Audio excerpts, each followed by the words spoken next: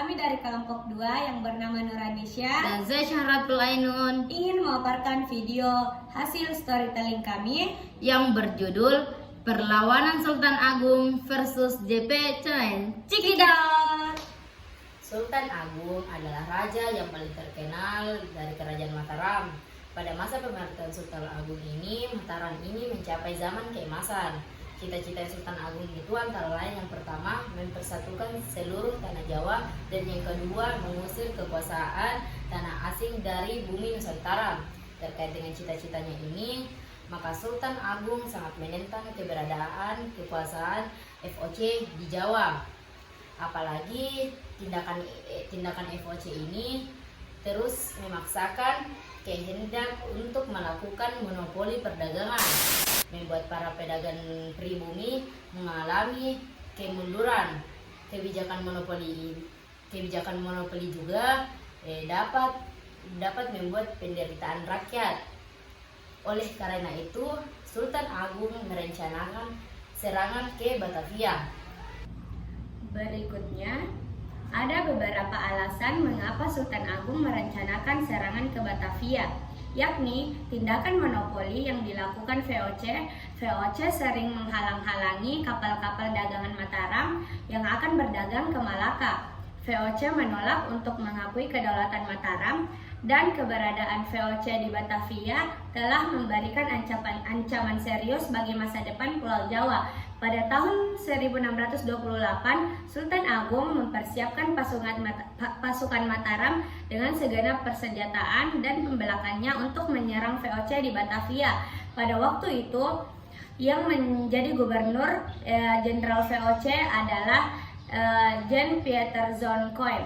Pada tanggal 22 Agustus tahun 1628, pasukan Mataram di bawah pimpinan Tumenggung Boreksa menyerang Batavia. Pasukan Mataram ini berusaha membangun pos-pos pertahanan, akan tetapi komponen FOC berusaha menghalang-halanginya. Akibatnya pertempuran antar kedua belah pihak tidak dapat dihindarkan. Di tengah berkecamuknya peperangan itu, pasukan Mataram yang lainnya berdatangan seperti pasukan di bawah Tumenggung Surah Agul-Agul yang dibantu oleh Kiai Dipati Mandura Reja dan Upasanta. Dan kemudian datang pula laskar orang-orang Sunda di bawah pimpinan Dipati Ukur. Dan kemudian pasukan Mataram berusaha mengepung Batavia dari berbagai tempat. Dan terjadi pertemuan sengit antara pasukan Mataram melawan tentara FOC di berbagai tempat. Tetapi kekuatan tentara FOC ini dengan senjatanya jauh lebih unggul, sehingga dapat memukul mundur semua lini kekuatan pasukan Mataram. Tumenggung Boreksa gugur dalam pertempuran itu. Dengan demikian serangan Sultan Agung pada tahun 1628 itu belum berhasil. Sultan Agung tidak lantas berhenti dengan kekalahan yang baru ia saja alami. Dengan pasukannya, ia segera mempersiapkan serangan yang kedua. Belajar dari kekalahan terdahulu, Sultan Agung meningkatkan jumlah kapal dan senjata.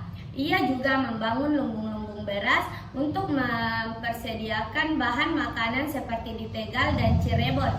Tahun 1629, pasukan Mataram diberangkatkan menuju Batavia. Sebagai pimpinan pasukan Mataram dipercayakan kepada Tumenggung Singaranu, Kiai Dipati Jumina, dan Dipati Purbaya. Ternyata informasi persiapan pasukan Mataram diketahui oleh VOC.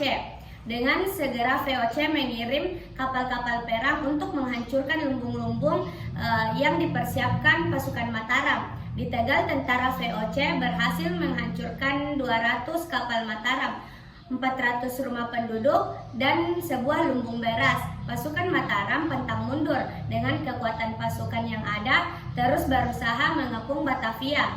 Pasukan Mataram berhasil mengepung dan menghancurkan benteng Hollandia. Berikutnya, pasukan Mataram mengepung benteng Bommel, tetapi gagal menghancurkan benteng tersebut. Pada saat pengepungan benteng Bommel terpetik berita bahwa JP Cheng meninggal. Peristiwa ini terjadi pada tanggal 21 September 1629. Dengan demikian, semangajuan yang tinggi pasukan Mataram terus melakukan penyerangan. Dalam situasi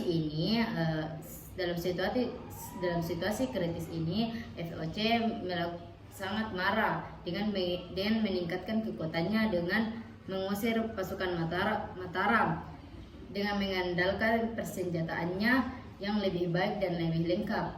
Akhirnya dapat menghentikan serangan-serangan Mataram. Pasukan Mataram semakin melemah dan akhirnya ditarik mundur ke Mataram. Dengan demikian, serangan Sultan Agung yang kedua ini juga mengalami kegagalan. Kegagalan pasukan Mataram ini menyerang Batavia, membuat FOC semakin berambisi untuk terus memaksakan monopoli dan memperluas pengaruhnya di daerah-daerah lain. Namun di balik itu FOC selalu khawatir dengan kekuatannya atas tentara Mataram. Tentara FOC ini selalu berjaga-jaga untuk mengawasi gerak-gerik pasukan Mataram. Sebagai contoh, pada waktu Sultan Agung dikirim ke Palembang untuk membantu Raja Palembang dalam melawan Raja FOC, langsung diserang oleh tentara FOC di tengah perjalanan. Perlawanan Sultan Agung terhadap FOC mengalami kegagalan. Namun, semangat dan cita-cita untuk melawan dominasi asing terus tertanam pada jiwa Sultan Agung dan para pengikutnya. Secara militer, Mataram memang tidak berhasil memaksa VOC untuk menjadi bawahan Mataram. Sementara itu, tentara VOC sendiri sebenarnya merasa khawatir dan segan terhadap kekuatan militer Mataram. Sultan Agung yang cerdas itu kemudian menggunakan kemampuan diplomasi. Melalui kemampuan diplomasinya, Sultan Agung berhasil memaksa VOC untuk mengakui eksistensi Mataram dan Sultan Agung dan sebagai yang di Pertuan Agung. Hal ini buktikan dengan pengiriman OPT secara periodik dari VOC ke Mataram. Sementara VOC mendapat imbalan diizinkan untuk melakukan perdagangan di pantai utara Jawa. Dalam perdagangan ini, VOC cenderung melakukan monopoli. Sayangnya, semangat dan kebesaran Sultan Agung itu tidak diwarisi oleh raja-raja pengganti Sultan Agung. Setelah Sultan Agung meninggal tahun 1645, Mataram semakin lemah, sehingga akhirnya berhasil dikendalikan oleh FOC. Kemudian sebagai pengganti Sultan Agung adalah Sunan Amangkurat. Ia memerintah pada tahun 1646 sampai dengan 1677. Ternyata Raja Amangkurat ini merupakan raja yang lemah dan sangat bersahabat dengan FOC. Raja ini juga bersifat reaksioner dan bersikap sewenang-wenangnya terhadap rakyat dan kejam terhadap para ulama.